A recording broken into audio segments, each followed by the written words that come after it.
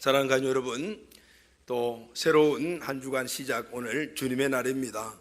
오늘 우리에게 주신 말씀이 이번 주간에도 우리 삶 안에 그대로 실제화되어서 말씀의 능력으로 승리하고 행복한 삶을 간증하는 한 주간이 되시기를 예수님의 이름으로 축복합니다. 아멘. 아멘. 자, 여러분, 아름다운 봄이 되었습니다. 그런데 여러분, 우리가 사는 지금 이 상황, 이 세상을 보니 봄은 아름다움인데 그 아름다운 봄을 우리가 정말 실감하지 못하고 있는 것 같습니다. 자연적으로 보니까 미세먼지 때문에 푸른 하늘 보기가 많이 힘이 듭니다. 또 국내 정치, 경제 이런 모든 분야를 보면 미세먼지가 확 덮이니 앞도 잘 분간하지 못할 정도로의 그런 모습들, 또 현실적으로 우리의 삶의 모습인 것 같기도 하고요. 또 이런 사실은 우리나라뿐만 아니라 멀리 세계 곳곳에서 이런 여러 가지 어려운 상황들 때문에 그들이 갖는 고통과 탄식과 이런 신음소리가 오늘 우리에게까지 들리는 것 같습니다. 지금도 세계 도처에 보면 전쟁을 계속하고 있습니다. 국가와 민족 간의 전쟁이 계속되고 있고, 이제는 그 사실을 넘어서 테러는 온 지구촌에서 계속되어 지구촌 전체를 공포의 도가니로 몰아가고 있습니다.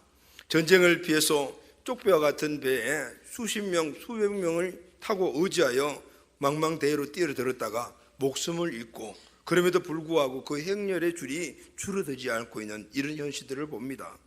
여러분, 또 이런 현실은 또 멀리 아니라 우리에게도 있습니다. 우리도 여전히 전쟁의 위협 속에서 아직도 벗어나지 못하고 있는 실정 아니겠습니까? 자, 그럼 여러분, 왜 이렇게 지구상에는 전쟁이 매일매일 있을까요? 왜 사람들은 전쟁을 하는 것일까요? 전쟁으로 무엇을 얻는가? 이런 것들을 우리가 늘 생각을 해봅니다. 그런데 성경에 보게 되면은 가인과 아벨 이후에, 그리고 그 이후의 세계 역사를 보게 되면은 이 세계 역사는 곧 전쟁의 역사다, 이렇게 말을 할 수가 있습니다. 전쟁의 연구라는 그 책을 보면은 지난 500년 동안에 인류는 400번 이상의 전쟁을 치렀다고 합니다. 인류 역사에 오늘까지 전쟁이 없었던 그런 기간은 채 3년도 안 된다고 합니다. 20세기에만 들어와서도 제1차, 2차 세계대전, 한국전쟁, 월남전쟁, 걸프전쟁, 아프간전쟁, 이라크전쟁 이후에도 지금은 온 세계가 테러라는 전쟁을 겪고 있습니다. 그래서 이런 전쟁을 통해서 죽은 사람들이 5천만 명 이상이 된다고 합니다. 20세기의 그 많은 전쟁과 그 고통을 보면서 어떤 신학자는 세 가지를 이야기를 했습니다. 첫째는 인류에게 최종적으로 소중한 것은 이데올로기가 아니고 자유다, 이렇게 말했습니다. 두 번째는 아무리 정의로운 전쟁이라 해도 정의롭지 못한 평화보다는 못한다, 이렇게 이야기를 했습니다. 세 번째는 전쟁은 결국은 죄에서 나온 것이고 이 전쟁은 곧 죄에 대한 하나님의 심판이다, 이렇게 말했습니다. 그런데 여러분, 외적으로 큰 우리가 어떤 이 덩어리를 뭉쳐 봤을 때 이런 전쟁들의 모습을 생각하지만은 이런 전쟁이 아니라 우리는 매일매일 우리 삶 속에서도 수많은 작은 전쟁을 겪고 있습니다. 우리 가정 안에서도 계속해서 전쟁이 일어나고 있고, 직장 가도 거기도 전쟁이 일어나고 있고, 사람들이 모인 이런 공동체를 형성해 있는 곳으로 가게 되면은 모두가 다 이런 전쟁터를 방불하는 전쟁터와 같은 그런 현실이 먼저 우리 앞에 있는 것이죠. 자, 여러분, 이런 여러 가지 이런 상황을 접하고 살아가는 우리들에게는 살아갈 때마다 의문을 갖는 것이 있습니다. 과연 인간은 평화를 원하는가? 사람들은 평화를 원하고 있는가? 그럼 하나님은 이 평화에 대해서 우리에게 도대체 무엇을 가르쳐주고 계시는가? 그러면 우리는 어떻게 해서 이 평화를 이루며 살아갈 수 있는가? 여기에 대한 분명한 답이 있는가? 여러분, 이런 생각은 한두 번 다 해보셨죠? 여러분, 이런 우리의 궁극적인 정말 딜레마와 같은 이런 질문에 하나님께서 오늘 이 본문 말씀을 통해서 우리에게 답을 주십니다. 할렐루야, 아멘. 오늘 우리에게 하나님이 말씀하시는 평화는 어떤 것인가, 그리고 어떻게 우리에게 그 평화가 오게 되는 것인가, 그 바로 그 원리의 말씀을 우리에게 주시는 말씀이 본문입니다. 오늘 9절이죠. 화평케 하는 자는 복이 있나니 그들이 하나님의 아들이라 일컬음을 받을 것임이라. 할렐루야.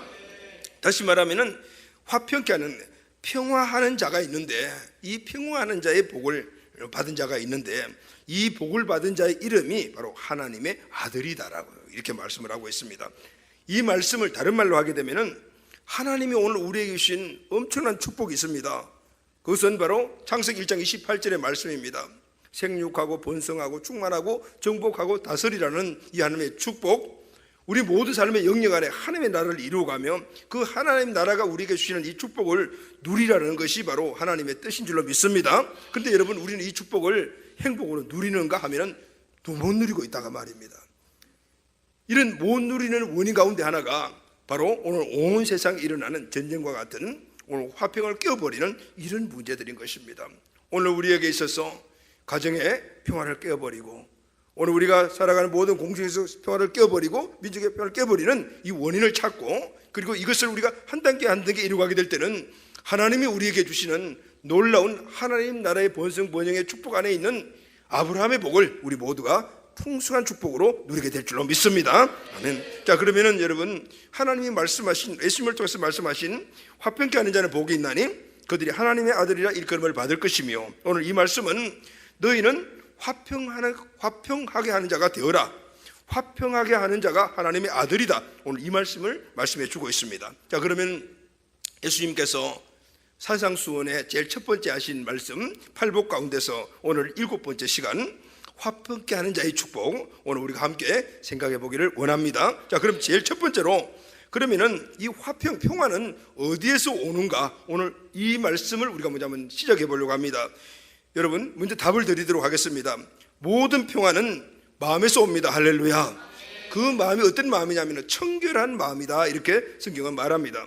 사람들은 평화에 대한 다양한 견해를 가지고 있습니다. 평화는 운동으로 이루어진다, 그리고 또 나라와 나라 사이에 전쟁을 막을 때 평화가 온다, 전쟁의 반대가 평화다, 전쟁이 일어나면 안 된다, 그래서 전쟁을 억제할 힘을 가져야 된다, 그래야만이 평화가 온다 등등, 이런 모든 생각들이 우리가 일반적으로 갖고 있는 평화를 얻는 하나의 개념입니다. 그러다 보니 평화를 얻고 평화를 유지하려면 어떻게 해야 됩니까?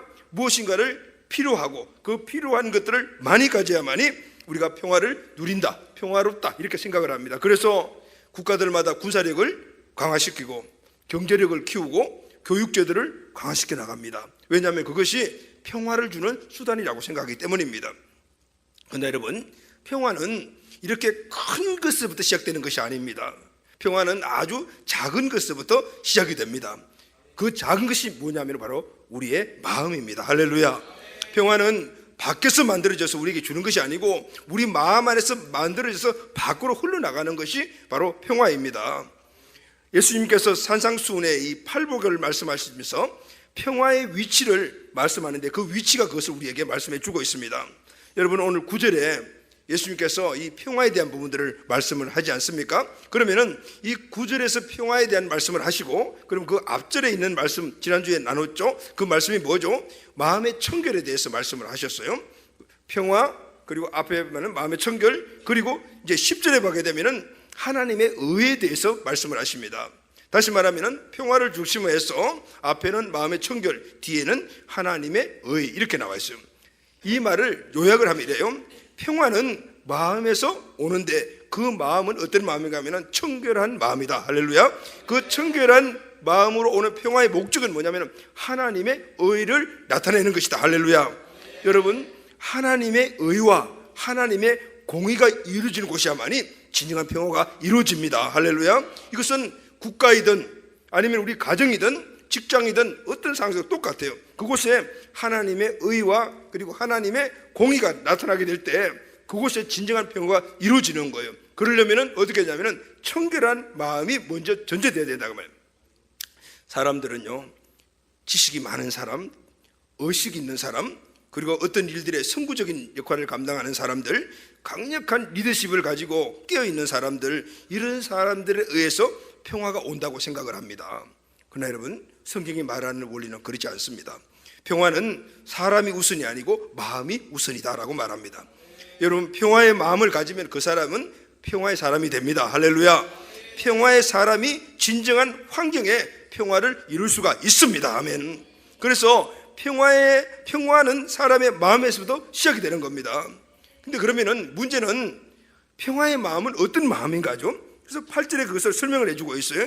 마음이 청결한 자는 복이 있나니, 바로 평화의 마음은 청결한 마음입니다. 깨끗한 마음이란 말이죠. 그러면 깨끗한 마음은 어떤 마음인가 하면은, 지난번에 우리가 나눈 말씀이죠. 깨끗한 마음, 청결한 마음은 우리 마음 안에 쌓여 있는 죄와 상처가 없는 마음을 깨끗한 마음이라고 했습니다. 여러분, 죄와 상처가 있으면 왜 우리 마음 안에 평화가 없죠? 죄와 상처가 없게 되면 왜 우리 마음에 평화가 오게 됩니까? 이 죄와 상처는 하나님과 우리 사이를 갈라놓는 역할을 하기 때문입니다. 하나님이 우리에게 주시는 그 평강은 죄와 상처의 문제를 안고 있으면 평강이 우리에게 일어나지 않는 거죠. 그러나 이 문제가 해결되면 하나님의 평강이 우리에게 오게 되는 것이고, 그럼 내가 평화의 사람이 되는 것이고, 이 평화의 사람이 밖으로 평화를 흘려보낼 때 환경의 평화가 오게 되는 겁니다. 할렐루야. 그래서 이사야 선지자는 이사야 59장 2절에 오직 너희 죄악이 너희와 너희 하나님 사이를 내었다. 우리 마음 안에 평강을 오지 못하게 만드는 문제가 바로 죄악인데, 오늘 이 죄악은 우리 안에 있게 되면 하나님과 우리 사이를 갈라놓는 역할을 합니다. 여러분, 그래서 내 마음에 평화가 없어지는 것은 전쟁 때문에 없어지는 것이 아닙니다. 내 마음 안에 있는 죄와 상처 때문에 내 마음 안에 평화가 없어지는 거예요. 할렐루야. 오늘 이 사실을 우리는 잘 알아요. 그래서 마음이 중요한 겁니다. 세상에서 지금 일어나고 있는 전쟁들, 예전에 일어나고 있던 전쟁들을 보게 되면 그것이 어떻게 호도되었든 미화되었든 간에 그 배경을 보게 되면 반드시 죄라는 놈이 그게 내재되어 있습니다. 인간의 탐욕, 탐심, 소유욕, 정욕, 이런 것들이 가려져가지고 다른 명분을 만들어가지고 전쟁을 일으켰던, 그러나 그 내면에 들어가 보게 되면 전부 이런 문제예요. 또 하나는 그 마음 안에 있는 견고한 상처의 강력한 진이 그 원인이 되어서 결국은 전쟁을 일으킨 이런 모습들을 우리는 많이 본다 그 말입니다. 2차 세계대전 시에 히틀러가 유태인을 600만 명을 학살했습니다. 겉으로 내세운 이유는 게르만 민족의 위대성입니다. 게르만 민족은 위대하다, 유대인은 방해거리다. 왜냐하면 게르만 민족만이 모든 민족의 유일한 위대한 민족이라고 하는데, 유대인들이 선민 사상을 가지고 자기들이 위대하다고 했기 때문에 이런 민족은 없애버려야 돼. 이것이 바로 그들의 명분이었어요. 그러나 이것은 명분에 지나지 않았다고 말입니다. 에릭슨이라는 심리학자가 이 히틀러의 과거를 추적을 했습니다. 그런데 놀랍게도 히틀러의 아버지는 유대인 여인에게서 태어난 사생아였어요. 히틀러 할아버지가 유대인 여인을 만나서 아들을 낳고 그 여인과 아들을 버려버린 것입니다. 히틀러 아버지는 어릴 때부터 아버지의 사랑을 받지 못하고 친구들로부터 반유대인이라는 조롱을 받으면서, 그러다 보니까 유대인 어머니에게 행패를 부리면서 그걸 망나니로 이렇게 성장을 했어요. 아버지와 친구에 대한 원망이 이 세상에 대한 원망과 불만으로 바뀌었고, 어머니에 대한 이 미움은 바로 유대인에 대한 마음으로 바뀌어버렸어요. 이 아버지가 아들을 낳았는데 그 아들이 히틀러인데, 그 모든 그런 많은 이런 마음속에 내재되어 있는 화, 분노 이런 것들을 그 아들에게 다 쏟아부은 거예요. 히틀러에게 쏟아부은. 히틀러는 어릴 때부터 성장을 하면서 아버지로부터 이런 모든 것들을 다 받음으로 말미암아 기성세대에 대한 불만, 유대인들에 대한 정오를 가지고 그렇게 자랐던 것입니다. 결과가 여러분 무엇입니까? 2차 세계대전 때 유대인 600만 명을 학살하고, 그리고 그 전쟁에 2천만 명이 전사하고 죽는 이런 2차 세계대전의 주범이 되었던 겁니다. 2차 세계대전과 유대인 600만 명 학살의 배후에는 이렇게 히틀러 한 개인의 죄와 상처가 그 배후에 내재되었기 때문이었던 거예요. 자, 그렇다면 여러분, 예수님은 이 평화의 문제에 대해서 어떻게 다루시고 있는가? 평화를 위한 이 하나님의 방법, 예수님의 방법은 아주 탁월하십니다. 오늘 이 탁월하신 하나님의 이 평화를 이루어가는 방법을 바울은 이렇게 설명을 합니다. 고린도후서 5장 18절 말씀을 보면은 모든 것이 하나님께로서 났으며 그가 그리스도로 말미암아, 그가 누구냐면 하나님이십니다. 하나님이 그리스도로 말미암아 우리 모든 인간들을 자기와 화목하게 하셨다. 할렐루야. 누가요? 하나님은 그리스도를 통해서 하나님과 우리 모든 인간들을 화목하게 만드시더래요. 이전에 깨어졌던 그런 평강, 그런 모든 평화를 회복시켜 주셨단 말이에요. 그리고 거기서 끝난 것이 아닙니다. 그리고 또 우리에게 화목하게 하는 직분을 주셨으니, 할렐루야 하면, 회복하게 해주신 그분은 오늘 우리에게 이 화목을 사명으로 주셨다. 사명은 무엇입니까? 다른 사람들에게 나눠주는 겁니다. 다른 사람들에게 나눠주는 이 사명을 우리에게 주셨다고 말이에요. 그런데 여러분, 오늘 이 사명 이전에 먼저 전제되는 것이 하나 있어요. 그 전제되는 것이 뭐냐면 고린도후서 5장 17절, 우리를 화목하게 만든 우리들의 원래 본 모습을 이렇게 설명을 하고 있습니다. 그런즉 누구든지 그리스도 안에 있으면, 할렐루야, 새로운 피조물이라, 이렇게 말해요. 새로운 피조물이 되는 겁니다.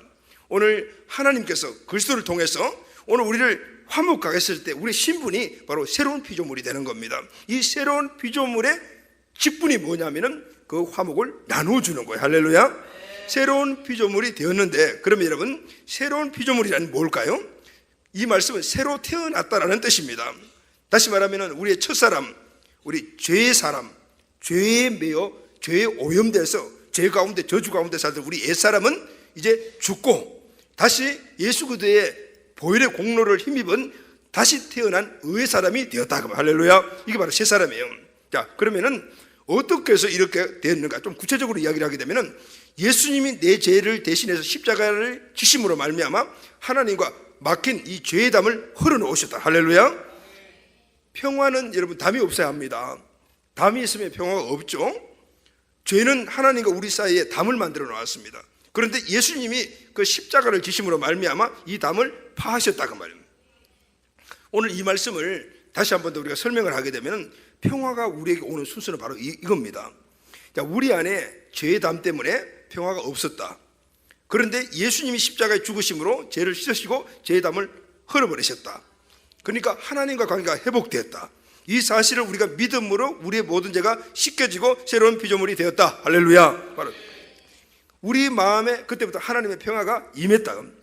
이 평화를 내가 가졌기 때문에 나는 평화를 위해서 일한다. 평화를 나눠주는 사람이 된다, 이 말이에요. 할렐루야. 아멘. 이게 바로 이 땅에 평화가 오게 만드는 순서, 하나님의 탁월하신 평화의 순서라는. 여러분, 평화의 사람이 되어야만이 평화를 위해서 일할 수가 있습니다. 오늘 죄를 가득 담고 상처를 가득 담고 평화를 위장했지만 히틀러와 같은 그런 결론에 이르게 됩니다. 그러나 하나님이 우리에게 주신 이 화평과 평화를 우리가 담고 있다라면은 오늘 이 진정한 평화를 담고 있는 자들이 오늘 세상에서 진정한 평화를 가져오게 하고 노력한 그런 역사를 이뤄갈 수가 있다 그 말이에요. 할렐루야. 여러분, 진정한 평화를 가져오게 하고 노력한 사람들을 찾아보게 되면요, 큰 일들 하신 분들은 대부분이 크리스찬이라는 사실을 알 수가 있어요. 1901년에 노벨상 이 제정 이후에 평화상은 2018년까지 총 99차례가 수상이 되었습니다. 이때 개인은 106명이 수상을 했고 단체는 27개 단체가 노벨 평화상을 받았습니다. 그런데 그 가운데 개인이 받은 106명 가운데는 유대인, 아랍인, 그리고 달라이 라마, 아웅산 수지 등 이런 사람들을 제외하고 남은 사람들 대부분이 크리스찬인데 80명 이상이 된다고 합니다. 알버트 수바 있죠? 마틴 루터 킹, 테레사, 넥슨 만델라 등등 이 모든 분들이 다 예수 그들을 믿는 크리스찬들입니다. 이분들이 이 땅에 진정한 평화를 오게 만들었고 노력했던 그런 분들이었다. 여러분, 예수님 안에서 죄를 씻김 받고, 할렐루야, 먼저 자기 안에 평화를 이룬 사람이 진정한 평화를 위해서 일할 수가 있습니다. 그리고 평화를 오게 하는 주인공 역할을 합니다. 할렐루야. 아멘. 사랑하는 가족 여러분, 우리는 예수님 안에서 죄 씻음을 받고 새로운 피조물이 되었음을 믿습니까? 아멘.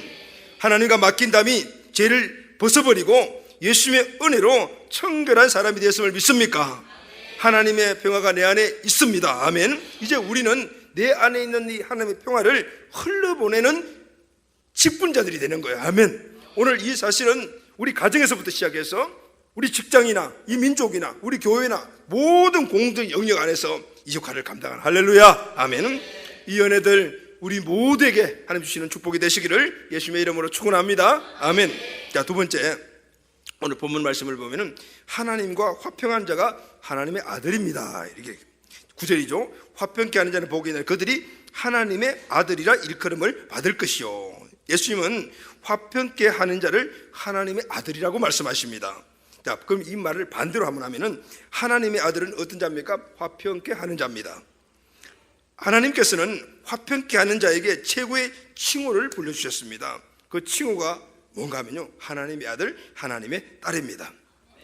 자, 사랑하는 여러분, 자, 우리가 세상에 살면서 사랑의 대상이 참 많아요. 많은 사랑의 대상자들이 있습니다. 그런데 그 많은 사랑의 대상들 가운데 내가 생명, 목숨을 걸고 사랑하는 사람이 있다면 누구죠? 여러분, 어떤 사람을, 어떤 사랑의 대상을 정말 목숨 걸고 생명 걸고 사랑하나? 물론 결혼하신 분들은 남편, 아내 이렇게 대답하실 것 같고요. 또 우리 청년들은 지금 서로 사랑하는 관계에 있는 사람이 있다면 우리 자기 뭐 이렇게 이야기하겠죠. 그런데 여러분, 정말 생명 걸고 사랑하는 대상이 누군지 아십니까? 바로 아들과 딸입니다. 부부의 사랑이 아주 고귀하고 귀하고 큰 건 맞습니다. 그러나 무조건적인 사랑의 관점에서 보게 될 때는 부족할 때가 너무나 많단 말이죠. 그런데 부모가 자식에게 주는 사랑은 무조건적이에요. 조건 없습니다. 여러분, 결혼하시고 자녀를 갖고 계신 분들 그렇죠? 우리가 자녀들을 사랑할 때 무슨 조건을 따집니까? 지금 네가 나한테 뭘 줬으니까 내가 너에게 이만큼 사랑한다 이렇게 생각합니까? 없어요. 무조건이에요. 무조건. 조건 없이. 이런 사랑은 사랑의 급수가 있는 건 아니겠지만은 1급, 2급 사랑이 있다라면은 1급, 2급 사랑을 넘어서 특급 사랑이라고 얘기할 수가 있죠. 특급 사랑. 하나님의 사랑. 이 사랑이거든요. 그래서 여러분, 부모의 자식에 대한 사랑은 무조건적입니다. 대가 받지 생각도 안 합니다. 성경을 보게 되면은 하나님이 그의 자녀들에 대한 사랑이 무조건적이구나라는 것을 우리가 많은 성경에서 알 수가 있어요. 알 수가 있습니다. 정말 하나님은 특급 사랑이구나. 하나님이 우리를 얼마나 사랑하시는가. 내가 성경 몇 구절을 이렇게 쭉 찾아봤습니다. 말라기 3장 17 말씀을 보니까 만군의 여호와가 이르노라. 나는 내가 정한 날 그들을 나의 특별한 소유로 삼을 것이요. 할렐루야. 또 사람이 자기를 섬기는 아들을 아낀같이 내가 그들을 아끼리라. 그래서 하나님은 오늘 우리를 어떻게 특별한 소유로 인정하시는, 아멘. 우리는 하나님께서 특별한 소유입니다. 그런데 어떻게 해서 특별한 소유인가 하면요, 이런 특별한 소유를 삼을 것이요라는 이 말의 원문을 보면요, 이게 보석이라는 뜻이에요. 보석. 우리는 하나님의 보석입니다. 여러분, 보석 귀하죠? 그죠? 특별하게 관리하지 않습니까? 오늘 우리는 하나님의 입장에서 볼 때 우리가 보석이거든요. 그러니까 하나님이 우리를 특별한 소유로 그만큼 아끼고 사랑한다. 할렐루야. 이거 우리의 신분입니다. 누구요? 하나님의 아들과 딸된 우리들의 신분이에요. 시편 16편 3절을 보면은 땅에 있는 성도들은 존귀한 자들이니 나의 모든 즐거움이 그들에게 있도다 했어요. 땅에 있는 성도들 누구죠? 저와 여러분들인데 존귀한 자라, 존귀한 자. 나의 모든 즐거움이 그들에게 있다. 하나님에게 우리는 존귀한 자입니다. 그러니까 하나님이 우리가 하나님의 모든 기쁨이 되는 거예요. 하나님은 우리를 존귀한 자로 여겨주시니 우리는 하나님의 즐거움이요 하나님의 기쁨이 되는 겁니다. 그러니까 여러분, 하나님은 아마 주무시진 않겠지만 아침에 깨신다면은 딱 우리 하나님의 머리에 떠오르는 것은 아무개 너 우리 모두일 것 같아요. 우리 자신이 하나님의 기쁨인 거예요. 할렐루야. 아멘. 하나님은 오늘 우리를 존귀한 자로 여겨주시고 그 존귀한 자니까 하나님의 기쁨이 된다면, 여러분, 이 사랑은 우리가 뭔가를 그분에게 덜어서 얻어지는 것이 아니고 그냥 하나님은 우리가 자녀이기 때문에 무조건적으로 부어주시는 사랑입니다. 할렐루야. 에베소서 2장 10절 말씀을 보면 우리는 그의 만드신 바라 그리스도 예수 안에서 선한 일을 위하여 지으심을 받은 자니 이 일은 하나님이 전에 예비하사 우리로 그 가운데 행하게 하려 하심이니라. 여기 보면 만드신 바라 그랬죠. 만들었다 말입니다. 누가 만들었으면 하나님이 우리를 만든, 우리는 하나님의 작품이다. 그런데 원문의 뜻을 보게 되면 시라고 이야기를 해요. 시. 우리는 하나님의 시입니다. 여러분, 아마 좋은 시는 한 편 정도는 여러분들 다 기억하고 계실 거죠. 그리고 어떤 상황이 되면 그 시를 기억해서 이렇게 암기도 하지 않습니까? 우리가 하나님의 시입니다. 하나님은 기분 좋으시면 항상 우리 이름들을 들어 올려가지고 그렇게 기뻐하시는 존재가 바로 우리다 그 말입니다. 이 사랑은 우리가 뭔가를 급부를 드렸기 때문에 받는 사랑이 아니고 무조건적인 사랑이에요. 할렐루야. 아멘. 요한복음 10장 28절 29절 말씀 보면은 내가 저희에게 영생을 주노니 영원히 멸망하지 않을 것이요 또 저희를 내 손에서 뺏을 자가 없느니라. 저희를 주신 내 아버지는 만유보다 크심에 아무도 아버지 손에서 빼앗을 수가 없다. 하나님은 절대 우리를 뺏기지 않는다. 하나님은 절대 우리를 남에게 뺏기지 않는다는, 하나님은 끝까지 우리를 보호해 주신다. 왜냐하면 아들과 딸이기 때문에. 할렐루야. 결론이죠. 계시록 3장 21절을 보면은 이기는 그에게 내가 내 보좌에 함께 앉게 하리라. 내 보좌에 함께 앉게 하리라. 결론은 마침내 우리는 하나님과 함께 앉게 될 줄로 믿습니다. 우리가 이 땅에서 이런저런 고생하고 살지만은 결국은 하나님 나라에 가게 되면, 하늘에 가게 되면 하나님과 함께 앉는 겁니다. 그럼 이런 많은, 이거 외에도 성경에는 수많은 하나님의 아들 딸로에게 주신 축복들이 있지 않습니까? 이 모든 것들은 다 무조건이에요. 무조건. 조건이 없습니다. 우리가 뭔가를 하나님께 기쁨을 드렸기 때문에 이런 은혜의 축복이 있는 것이 아니라 하나님이 그냥 우리에게 주신 축복이에요. 무조건적인 축복. 왜죠? 아들과 딸로 오늘 우리를 삼으셨기 때문에. 할렐루야.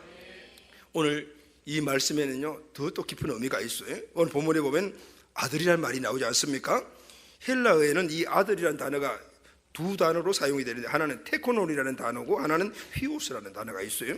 이 테코논은 어린아이 아들을 이야기해요. 지금 막 이제 크고 있는 아이들, 이제 뭐 유치원, 뭐 초등학교 뭐 이 정도 다니는 어린아이 아들. 근데 휘오스는 장성한 아들, 즉 자녀로서의 권리를 누릴 수 있는 신분을 갖춘 아들을 말합니다. 즉 아버지가 죽으면 재산을 물려받고 가문을 이어받을 그런 장성한 아들, 이 아들이 본문의 아들이 바로 이 휘오스를 사용한 이 단어를. 자, 하나님은 여러분 오늘 우리를 어린아이 같이 사랑하십니다. 할렐루야. 보호하시고 항상 공급해 주시고 모든 것들을 다 챙겨주시는 분이십니다. 그러나 하나님은 오늘 우리가 아들됨에 대한 이 축복은 거기서 머물지 않습니다. 휘오스에 걸맞는 대우와 존귀를 주시는 분이 우리 아버지십니다. 할렐루야. 아버지의 기업과 아버지의 영광과 존귀를 돌려주십니다. 이 아들은 아버지가 갖고 있는 하늘과 땅의 모든 통치 권세를 함께도 받는 거죠. 그 아들이 누구입니까, 여러분? 바로 저와 여러분들입니다. 그러나 여러분 또 하나 우리가 알아야 될 것은, 그러나 누구나 이 아들의 영광을 누리는 것은 아니다. 누가 이 아들의 영광을 누립니까? 교회 나온 자들이 누립니까? 내가 예수 믿는다고 그렇게 말하는 분들이 누립니까? 아닙니다. 이 아들의 영광을 누리는 자는 예수님을 통해서 십자가에서 죄의 씻김을 받고, 할렐루야, 청결한 마음이 되어 하나님의 평화를 얻은 자, 할렐루야, 그 얻은 자가 아들의 영광을 누리게 되는 것입니다. 하나님의 아들과 딸이라고 불려지게 되는 것입니다. 예수님을 통해 하나님과 함께 된 여러분, 우리 가족 모든 분들은 오늘 하나님의 존귀한 자녀임을 믿습니까? 아멘. 오늘 이 사실을 우리 마음속에 확실한 믿음으로 받아들이고 오늘 이 말씀이 우리 삶 가운데 그대로 실제화되는 귀한 역사가 일어나기를 예수님의 이름으로 축원합니다. 아멘. 이제 마지막으로 가장 중요한 것이 하나 있습니다. 본문에 보면 중요한 구분이 하나가 나와요. 구분이 나오는데 그 구분이 뭐냐면은 하나님의 아들이라 불려지는 사람이 누구냐면은 화평케 하는 자가 하나님의 아들이라고 불려진다 그랬어요. 자, 이 말씀은요 우리가 좀 자세히 들어야 됩니다. 하나님의 아들이 된 것과 하나님의 아들이라고 일컬음을 받는 자는 다르다, 그 말이에요. 달라요. 하나님의 아들이 된 것과 하나님의 아들이라고 불려지는 것은 다르다. 아들의 이름을 가진 자와 아들답다라는 말을 듣는 사람은 다르다, 그 말이에요. 아들의 이름은 예수님 안에서 하나님과 화평을 누리는 자라면 누구나 갖게 됩니다. 그러나 아들이라 일컬음을 받는 자는 누구나가 아니다, 그 말이죠. 누구나가 다 아들이라고 일컬음을 받는 자는 하나님과 평화를 이뤘다 해도 평화를 위해서 살아야만 하나님의 아들이라고 일컬음을 받습니다. 할렐루야. 아멘. 이게 굉장히 중요한 오늘 말씀의 결론이잖아요. 마태복음 5장 9절, 화평케 하는 자는 복이 있나니. 화평케 하는 자는 복이 있나니거든. 화평하는 자가 복이 있다는 게 아니고 화평케 하는 자가 복이 있다라고 말합니다. 할렐루야. 여러분 화평케 하는 자가 복이 있음을 믿으시기를 주의 이름으로 축원합니다. 그래서 부활하신 주님도 제자들에게 이렇게 말씀을 하셨어요. 너희에게 평화가 있을지어다. 부활하신 주님이 제자들을 찾아오셔서 너희에게 평화가 있을지어다 이렇게 말씀하시고, 내가 너희에게 평화를 주노니 내가 주는 평화는 세상이 주는 평화와 같지 않다 이렇게 말씀하셨어요. 내가 너희에게 평화를 줬다. 이 평화는 세상이 주는 그런 평화와 다르다. 세상은 사람들이 군사력으로 지식으로 경제적으로 평안을 얻으려고 하지만은 내가 너에게 주는 평화는 세상에 주는 평화가 다르다. 이 말의 의미가 뭘까요? 이것은 이제 너희가 내가 주는 하나님의 평화를 가졌으니 세상이 주는 그런 평화의 그 원인을 가지고 세상의 평화를 주려고 하지 말고 너희들이 받았던 하나님의 평화, 이것을 세상에 나눠주는 자가 되어 세상에 평화를 오게 하라, 이 말씀하시고, 할렐루야, 이렇게 말씀합니다. 하나님의 평화를 얻기만 해서 우리에게 평화가 이루어지는 거 아니에요. 내가 가진 평화를 나눠줄 때 오늘 세상의 평화가 오고, 내가 가진 평화를 우리 가정에 나눠줄 때 우리 가정에 평화가 오고, 내가 가진 하나님의 평화를 오늘 교회에 풀어놓게 될 때 교회 안에, 우리 셀 안에 평화가 오게 됩니다. 할렐루야. 이 평화를 오게 하는 데는 필연적으로 따라오는 것이 하나 있어요. 그것이 무엇입니까? 대가 지불입니다. 대가 지불이 따라온다. 마태복음 10장 34절에서 39절 전체 말씀을 보면요, 앞에 34절 말씀을 보면 이렇게 기록이 되어 있습니다. 내가 세상에 화평을 주러 온 줄 생각하지 말라. 화평이 아니요 금을 주러 왔노라. 예수님이 그렇게 말씀하셨습니다. 그럼 여러분, 이 말씀을 우리가 잘못 오해하게 되면 이렇게 생각을 해요. 예수님은 세상에 평화를 주러 오신 것이 아니고 칼을 주러 오셨구나. 칼이 뭐죠? 칼은 분쟁이고 그런 여러 가지 문제를 일으키는 요소잖아요. 이런 생각을 우리가 가질 수가 있습니다. 그러나 39주까지 말씀을 쭉 읽어보게 되면 그 말씀이 아니에요. 이 말씀에 오면은 내가 너에게 준 평화를 세상에 평화로 흘러보낼 때는 그것이 저절로 이루어지는 것이 아니다. 분명히 그 안에는 대가 지불, 수고가 따른다, 이 말씀을 하신 거예요. 여러분, 오늘 어떤 상황 안에서든지 평화가 올 때는 평화 이면에 희생이 함께 동반됩니다. 따른다. 예수님이 평화를 만드신 방법을 보면 알 수가 있어요. 예수님은 온 세상에 모든 인류, 모든 사람들에게 평화를 주시기 위해서 무엇을 하셨습니까? 당신의 몸을 십자가에 못을 박았습니다. 에베소서 2장 14절에서 바울은 그 모습을 이렇게 말합니다.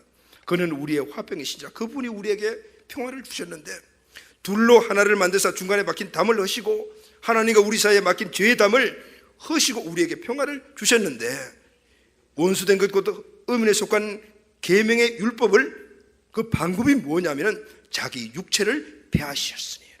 다시 말하면 예수님은 우리 모든 인류에게, 온 세상에 평화를 주시기 위해서 하신 방법이 자기 육체를 폐하시다. 십자가에서 자기 육신을 찢으셨다. 엄청난 대가 지불이 있었기 때문에 오늘 이 땅에 우리가 평화를 갖게 되었고 평화를 누리게 된 줄로 믿습니다. 아멘. 예수님도 우리에게 평화를 주시기 위해서 이런 엄청난 대가 지불이 있다. 오늘 예수님 제자들에게도 너희들이 갖고 있는 그 평화를 다른 사람이 나눠줄 때는 대가 지불이 따른다고 말씀하신 거예요. 여러분, 평화를 얻는 방법은 두 가지가 있습니다. 첫째는 남을 죽이고 누르고 그렇게 얻는 평화입니다. 로마가 이 평화를 추구했고 오랜 몇천 년 동안 누렸습니다. 로마는 무력으로 사람을 죽이고 수천 년 평화를 누렸어요.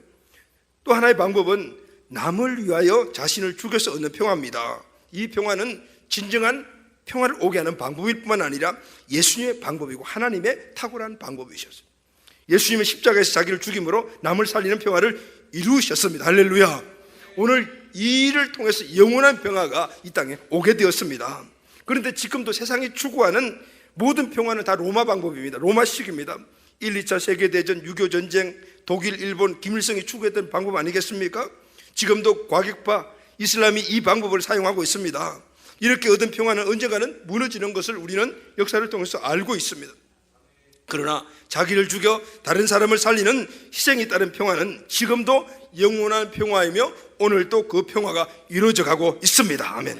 여러분, 사도 바울은 에베소서 4장 3절에서 오늘 이 평화를 누리는 그 대가 지불에 대한, 대가 부에 대한 말씀을 하고 있습니다. 평안에 매는 줄로 성령 하나 되시는 것을 힘써 지키라 그랬어요. 힘써 지키라. 이 평화는 힘써 지킬 때, 얻는 것뿐만 아니라 힘써 지킬 때 오늘 우리에게 참된 평화가 이루어진다, 이 말씀을 하시는 것입니다. 여러분, 근데 사도 바울이 힘써 지키라라는 말을 한 이 단어, 힘써 지킨다는 이 말은 로마 시대 때 이 검투사들이, 여러분 검투사들 아시죠? 서로 칼 가지고 목숨 내놓고 서로 싸우는 사람, 한 사람은 꼭 죽고 한 사람만 살아남는 이 검투사들이 생명 걸고 자유를 얻기 위해서 싸운다, 이 싸웠다는 것이 힘써 지키다는 단어와 똑같은 단어를 사용해요. 그때 검사들은 죽기를 각오하고 싸웠습니다. 생명 걸고 싸우죠. 왜냐하면 지면은 자기가 죽으니까. 그러니까 완전히 생명 걸고 죽기 살기로 싸웠다고 말해요. 바로 오늘 우리가 이 땅에 평화를 이루는 것은 이 검투사들이 쫓겨 살기로 싸우던 같은 그 대가 지불이든 같이 그런 대가 지불이 우리에게 따른다고 말이에요. 쉽지 않은 거예요. 여러분, 주님으로부터 평화는 우리가 그냥 얻었지만은, 그러나 이 평화를 우리 삶 가운데 풀어놓고 우리 환경 안에서 이 평화를 누리는 것은 쉬운 게 아니라, 그 평화는 그냥 얻어지는 것이 아니에요. 검투사가 피를 튀기며 싸워야 평화를 얻는 것처럼 싸우며 대가 지불들이 함께 따를 때 얻어지는 하나님의 축복, 행복입니다. 할렐루야, 아멘. 그래서 여러분, 우리는 모든 삶의 영역 안에 오늘 이 평화를 누리는 하나님의 탁월한 이 법칙을 적용하고 살아가야 됩니다. 그것은 우리 개인의 평화이든, 우리 가정의 평화이든, 국가의 평화이든, 교회의 평화이든, 우리 직장이든 어떤 모든 공동체 안에 평화를 이루는 이 법칙은 동일하다, 똑같다. 모든 행복과 승리의 삶은 평화를 만들고 지킬 때 얻어지는 것인 줄로 믿습니다. 그러기 위해서는 내가 먼저 마음이 화평한 자가 되어야 합니다. 그리고 그 화평을 환경에 흘러보내야 합니다. 여기에는 자기 부인, 자기 희생, 다시 말하면 예수님이 십자가에서 자기를 부인하고 자기의 전 생명까지 냈던 자기 희생이 따라가듯이 이런 대가 지불이 있을 때 오늘 진정한 행복 우리에게 이루어지는 것입니다. 대가 지불입니다. 여러분 그렇습니다. 누구나 결혼은 할 수가 있습니다. 그러나 행복한 결혼 생활은 결혼했다고 저절로 이루어지는 것이 아닙니다. 만들어야 하고 지켜야만이 진정한 행복을 얻을 수가 있습니다. 그러기 위해서는 자기를 죽여서 남을 살리신 예수님의 이 화평케 하는 이 법칙 정신을 지켜야 되는 거예요. 나보다도 더 남을 위해서 내가 희생하는, 그것이 어렵고 힘들지만은 검투사들이 싸우면서 죽기를 각오하고 그 대가 지불해서 평화를 얻었듯이 그런 자세를 가져야만이 진정한 행복이 우리 가정에 오게 된다고 말입니다. 오늘 본문의 말씀은 화평케 하는 자는 복이 있나니 그들이 하나님의 아들의 일컬음을 받을 것이며, 할렐루야. 복이 있는 자는 화평한 자가 아니고 화평케 하는 자가 복이 있으며 이 사람이 진정 하나님의 아들이라 딸이라 일컬음을 받게 된다는, 일하는 자들이 풀어놓는 환경이 행복한 환경이 된다는 거예요. 여러분, 이것은 영원한 진리인 줄로 믿습니다. 저와 여러분은 이미 예수님 때문에 평화를 얻었음을 믿습니까? 아멘. 이제 화평을 위해서 일할 각오가 되어 있습니까? 어딥니까? 그지? 가정입니다. 직장입니다. 교회입니다. 나라와 민족을 위한 일입니다. 거기에 평화를 오게 하기 위하여 진정한 우리는 하나님의 아들과 딸이 되어야 합니다. 할렐루야. 바로 하나님 주신 평화를 소유하고 오늘 그 평화를 우리 모두 삶의 영역 안에 풀어놓을 때 어렵고 힘든 대가 지불이 따르지만은 그러나 진정한 평화를 갈망하는 마음으로 예수 그리스도의 자기 희생과 자기 부인을 통해서 왔던 이 온 인류의 회복을 생각하며 그 일을 감당하게 될 때 우리 가정에 진정한 평화가 오게 될 줄로 믿습니다. 우리 교회 안에도 진정한 평화가 오게 될 줄로 믿습니다. 이 나라의 민족 온 열방이 하나님 주신 평화 안에서 행복한 삶을 살아가는 이런 역사가 일어나게 됩니다. 오늘 이 말씀 우리 마음속에 잘 받기 못 가지고 꼭 받고 믿음으로 취하여 오늘 이 말씀이 우리 삶 속에서 그대로 이루어지는 귀한 매일 나날들이 되시기를 예수님의 이름으로 축복합니다. 아멘.